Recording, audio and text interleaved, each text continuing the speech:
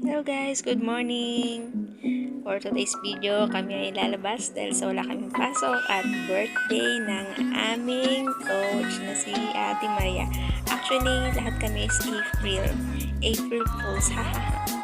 So ito na nga, pupunta na kami ng Corniche dahil sa ilang araw na maulan at ito, naisip namin na i-celebrate na lang yung birthday ni ate sa Corniche. Bali, ang usapan namin is pandesal at saka tinapay lang.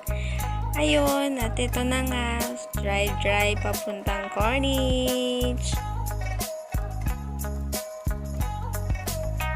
So, ayun guys, yung usapan na sana kahit pandesal at kape lang. Look naman, nakaka-appreciate at saka sobrang nakaka-miss kasi si ate Maria lang yung nag-prepare niyan.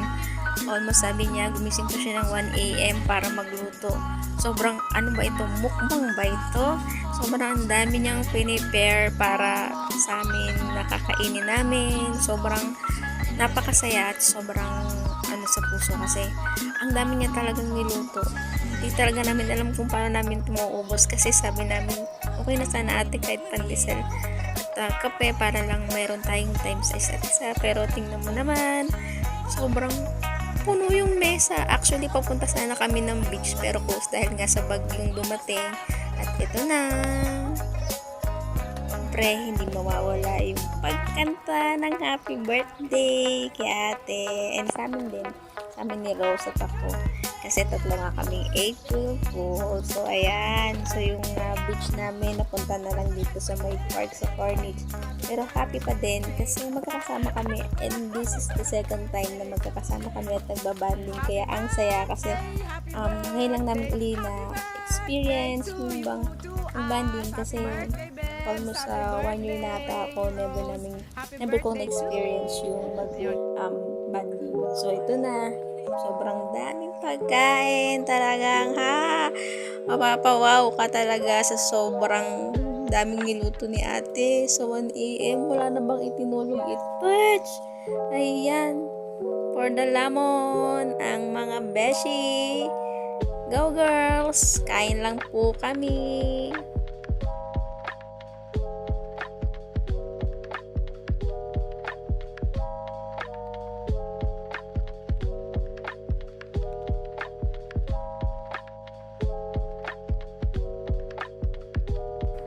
Saan ka pa talaga? May dalawa kang kasamang kakain na nakasalamin. Oh my God, talaga ang dalawang attached na ito for the kain pero nakasalamin. Waha! Ang sarap ng kain nila. Yung ganito para di daw sila kita kung sino daw ang tinitingnan nila. Sige lang daw silang kain. Yan. Sobrang daming food namin. Meron kaming nilagang okra, pasta, chicken. Oh my God. Then nagluto pa si ate ng tokwa, lumpia. Sobrang daming food. At yun na nga, for the kain pa rin. And video.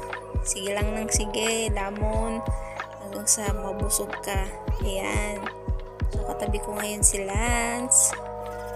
Yan, papogi points muna, baby boy. Yan, sige lang. Nguya lang tayong dalawa. Yan. Yan, pakit pa. OMG, kain. Lemon is the best.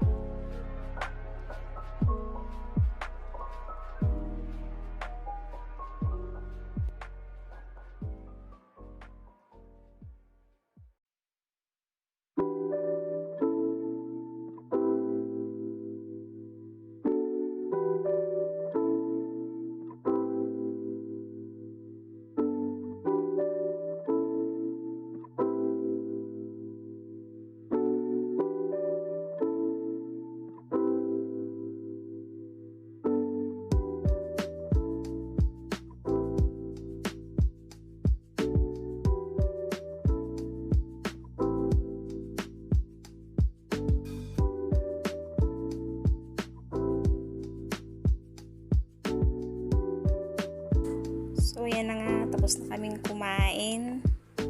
So, pahinga-pahinga din naman pag may time. Kwento-kwento. Marites-marites. Ganun. Yan. At least, tapos na naman namin ng isang buong araw na magkakasama. At least, meron kaming bonding moment na magkakasama. Kasi minsan lang to mangyari kasi busy. Tapos balik trabaho uli. So, yan. After ng long weekend, Ramadan, tapos bumagyo pa, yan, ilang days kami walang work, so yan, bonding moment na rin nangyayari.